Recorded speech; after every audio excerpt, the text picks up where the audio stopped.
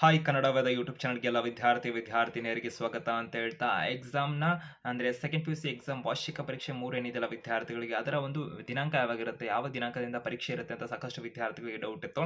ಇಲಾಖೆ ಕಡೆಯಿಂದನೇ ಒಂದು ವೇಳಾಪಟ್ಟಿಯನ್ನು ಕೂಡ ಪ್ರಕಟ ಮಾಡಿರೋದಾಗಿರುತ್ತೆ. ಯಾವ ದಿನಗಳಲ್ಲಿ ಪರೀಕ್ಷೆ ನಡೆಯುತ್ತೆ, ಏನು ಎತ್ತ ಸಮಯ ಇತ್ಯಾದಿ ಮಾಹಿತಿಗಳನ್ನು ಅವರು ಕೊಟ್ಟಿದ್ದಾರೆ. ಸೊ ಅದನ್ನು ಈ ವಿಡಿಯೋದಲ್ಲಿ ನಿಮಗೆ ಎಕ್ಸ್ಪ್ಲೇನ್ ಮಾಡ್ತಿರೋದಾಗಿರುತ್ತೆ.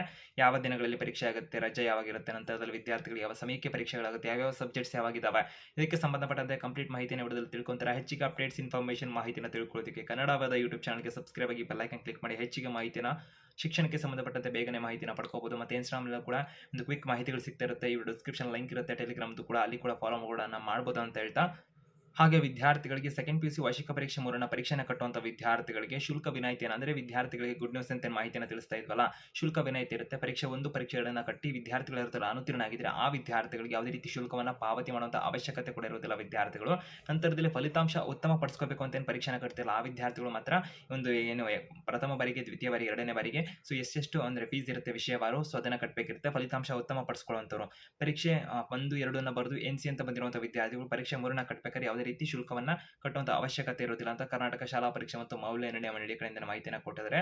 ಸೊ ವಿದ್ಯಾರ್ಥಿಗಳಿಗೆ ಇದೊಂದು ಗುಡ್ ನ್ಯೂಸ್ ಅಂತ ಆಗಿದೆ ಅಂತ ಹೇಳ್ತಾ, ಸೊ ಒಂದು ಎಕ್ಸಾಮ್ 1 ಎಕ್ಸಾಮ್ 2 ಬರೆದು ಫೇಲ್ ಆಗಿರುವಂತಹ ವಿದ್ಯಾರ್ಥಿಗಳಿಗೆ ಸೊ ನಿಮ್ಮೆಲ್ಲ ಸ್ನೇಹಿತರು ಕೂಡ ವಿಡಿಯೋನ ಶೇರ್ ಮಾಡಿ ಅಂತ ಹೇಳ್ತಾ, ಸೊ ಇದೀಗ ವೇಳಾಪಟ್ಟಿನ ಕೂಡ ವೀಕ್ಷಣೆ ಮಾಡೋಣ.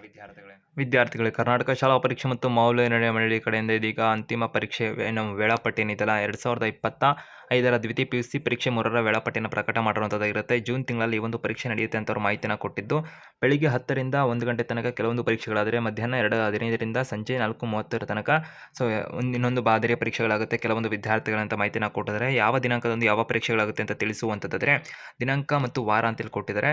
ಸೊ ಜೂನ್ 6ನೇ ತಾರೀಕು 2025ರ ಸೋಮವಾರ ಏನಿದೆಯಲ್ಲ, ಸೊ ಮಧ್ಯಾಹ್ನ ಅಂದರೆ ಬೆಳಿಗ್ಗಿನ ಒಂದು ಪರೀಕ್ಷೆ ಆಗಿರುತ್ತೆ. ಜೂನ್ 9ನೇ ತಾರೀಕು 2025ರ ಸೋಮವಾರದಂದು ಕನ್ನಡ ಮತ್ತು ಅರೇಬಿಕ್ನ ಒಂದು ಭಾಷೆಯ ಪರೀಕ್ಷೆಗಳಿರುತ್ತೆ. ಬೆಳಿಗ್ಗೆ 10ರಿಂದ ಮಧ್ಯಾಹ್ನ 1 ಗಂಟೆ ತನಕ ಈ ಒಂದು ಪರೀಕ್ಷೆಗಳು ನಡೆಯುತ್ತೆ. ಗರಿಷ್ಠ 80 ಮಾರ್ಕ್ಸ್ ಅಂತ ಮಾಹಿತಿನ ಕೊಟ್ಟಿದ್ದಾರೆ. ಮಧ್ಯಾಹ್ನ ಯಾವುದೇ ಪರೀಕ್ಷೆ ಇರುವುದಿಲ್ಲ ಈ ದಿನಾಂಕದಂದು. ಜೂನ್ 10, 2025ರ ಮಂಗಳವಾರದಂದು ಇತಿಹಾಸ, ಭೌತಶಾಸ್ತ್ರ ಒಂದು ಪರೀಕ್ಷೆಗಳಿರುತ್ತೆ ಅಂತ ಮಾಹಿತಿನ ಕೊಟ್ಟಿದ್ದಾರೆ. ಸೊ ಒಂದು ಭೌತಶಾಸ್ತ್ರ 70 ಮಾರ್ಕ್ಸ್ಗೆ ಆಗಿದ್ರೆ ಇತಿಹಾಸ 80 ಮಾರ್ಕ್ಸ್ಗೆ ಅಂತ ಮಾಹಿತಿನ ಕೊಟ್ಟಿರುವಂಥದ್ದು. ಸೊ ಇಲ್ಲಿ ವಿದ್ಯಾರ್ಥಿಗಳಿಗೆ ಇದು ಬೆಳಗಿನ ಜಾವದ ಒಂದು ಪರೀಕ್ಷೆನೇ ಆಗಿರುತ್ತೆ ಅಂತೇಳಿ ಇಲಾಖೆಯವರು ಮಾಹಿತಿನ ಕೊಟ್ಟಿರುವಂಥದ್ದು. ನಂತರದಲ್ಲಿ ಜೂನ್ 11, 2025ರ ಬುಧವಾರ ರಾಜ್ಯಶಾಸ್ತ್ರ, ಸಮಾಜಶಾಸ್ತ್ರ, ಜೀವಶಾಸ್ತ್ರದ ಒಂದು ಪರೀಕ್ಷೆಗಳಾಗುತ್ತೆ. ಜೀವಶಾಸ್ತ್ರ ಮಾತ್ರ 70 ಮಾರ್ಕ್ಸ್, ಇತರೆ ಒಂದು 80 ಮಾರ್ಕ್ಸ್ಗೆ ಪರೀಕ್ಷೆಗಳಾಗುತ್ತೆ ರಾಜ್ಯಶಾಸ್ತ್ರ, ಸಮಾಜಶಾಸ್ತ್ರ. ನಂತರದ ಸಂಖ್ಯಾಶಾಸ್ತ್ರ ವಿದ್ಯಾರ್ಥಿಗಳದ್ದು ಸಮಾಜಶಾಸ್ತ್ರ ಅಲ್ಲ. ಜೂನ್ 11ನೇ ತಾರೀಕಿನಂದು ರಾಜ್ಯಶಾಸ್ತ್ರ, ಸಂಖ್ಯಾಶಾಸ್ತ್ರ, ಜೀವಶಾಸ್ತ್ರ ಪರೀಕ್ಷೆಗಳಾಗುತ್ತೆ. ನಂತರದಲ್ಲಿ ಜೂನ್ 12, 2025ರ ಗುರುವಾರ ರಸಾಯನಶಾಸ್ತ್ರ, ಅರ್ಥಶಾಸ್ತ್ರ ವಿಷಯದ ಪರೀಕ್ಷೆಗಳಾಗ್ತವೆ. ರಸಾಯನಶಾಸ್ತ್ರ 70 ಅಂಕಕ್ಕಾದರೆ ಅರ್ಥಶಾಸ್ತ್ರ 80 ಮಾರ್ಕ್ಸ್ಗೆ ಪರೀಕ್ಷೆ ಆಗುತ್ತೆ. 3 ಗಂಟೆಗಳ ಒಂದು ಪರೀಕ್ಷೆನೇ ಆಗಿರುತ್ತೆ. ಇದು ಬೆಳಿಗ್ಗೆ 10ರಿಂದ ಮಧ್ಯಾಹ್ನ 1 ಗಂಟೆ ತನಕ ಪರೀಕ್ಷೆಗಳಾಗುತ್ತೆ. ಜೂನ್ 13, 2025 ಶುಕ್ರವಾರದಂದು ಇಂಗ್ಲಿಷ್ ಪರೀಕ್ಷೆ ಆಗುತ್ತೆ 80 ಅಂಕಗಳಿಗೆ. ನಂತರದಲ್ಲಿ ಜೂನ್ 14, 2025ರ ಶನಿವಾರ ತರ್ಕಶಾಸ್ತ್ರ, ವ್ಯವಹಾರ ಅಧ್ಯಯನ, ಗಣಿತ, ಶಿಕ್ಷಣಶಾಸ್ತ್ರ, ಗೃಹವಿಜ್ಞಾನದ ಪರೀಕ್ಷೆಗಳಾಗುತ್ತೆ ಅಂತ ಮಾಹಿತಿಯನ್ನು ಕೊಟ್ಟಿದ್ದಾರೆ. ಇದು ಬೆಳಗಿನ ಜಾವದ ಪರೀಕ್ಷೆಗಳೇ ಆಗಿರುತ್ತೆ. ನಂತರದಲ್ಲಿ ಭಾನುವಾರ ರಜೆ ಆಗಿರುತ್ತೆ ವಿದ್ಯಾರ್ಥಿಗಳಿಗೆ. ಜೂನ್ 15, 2025ರ ಭಾನುವಾರದಂದು ವಿದ್ಯಾರ್ಥಿಗಳಿಗೆ ರಜೆ ಇರುತ್ತೆ ಅಂತ ಮಾಹಿತಿನ ಕೊಟ್ಟಿರುವಂಥದ್ದು. ರಜಾ ದಿನವೇ ಆಗಿರುತ್ತೆ. ಸೊ ಜೂನ್ 16, 2025ರ ಸೋಮವಾರ ಸಮಾಜಶಾಸ್ತ್ರ, ಭೂಗರ್ಭಶಾಸ್ತ್ರ, ವಿದ್ಯುನ್ಮಾನಶಾಸ್ತ್ರ, ಗಣಕ ಒಂದು ವಿಜ್ಞಾನದ ಪರೀಕ್ಷೆಗಳಿರುತ್ತೆ ಅಂತ ಮಾಹಿತಿನ ಕೊಟ್ಟಿದ್ದಾರೆ. ಇದು ಕೂಡ ಬೆಳಗಿನ ಜಾವದ ಪರೀಕ್ಷೆನೇ ಆಗಿರುತ್ತೆ. ಅಂಕಗಳು ಕೂಡ ನೋಡ್ಕೋಬೋದಾಗಿರುತ್ತೆ. ಜೂನ್ 17, 2025ರ ಮಂಗಳವಾರ ಐಚ್ಛಿಕ ಕನ್ನಡ, ಲೆಕ್ಕಶಾಸ್ತ್ರದ ಪರೀಕ್ಷೆಗಳಾಗುತ್ತೆ ಅಂತ ಮಾಹಿತಿನ ಕೊಟ್ಟಿರುವಂಥದ್ದು. ನಂತರದಲ್ಲಿ ಜೂನ್ 18, 2025ರ ಬುಧವಾರ ಹಿಂದಿ ವಿಷಯದ ಪರೀಕ್ಷೆ ಆಗಿರುತ್ತೆ. ಜೂನ್ 19ರಂದು ಗುರುವಾರ ಮನಃಶಾಸ್ತ್ರ, ಮೂಲಗಣಿತ, ಭೂಗೋಳದ ವಿಜ್ಞಾನ ಪರೀಕ್ಷೆ ಆಗಿರುತ್ತೆ, ಭೂಗೋಳಶಾಸ್ತ್ರದ್ದು.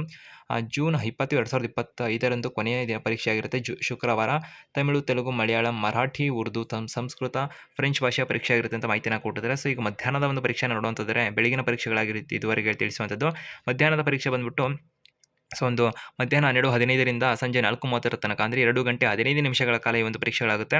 ಸೊ ಯಾವ ಪರೀಕ್ಷೆ ಅಂತ ಹೇಳಿದ್ರೆ ಹಿಂದೂಸ್ತಾನಿ ಸಂಗೀತ, ಅಂದರೆ ಕೊನೆಯ ಜೂನ್ 20, 2025 ಶುಕ್ರವಾರ ಹಿಂದೂಸ್ತಾನಿ ಸಂಗೀತ ಆಗಿರುತ್ತೆ.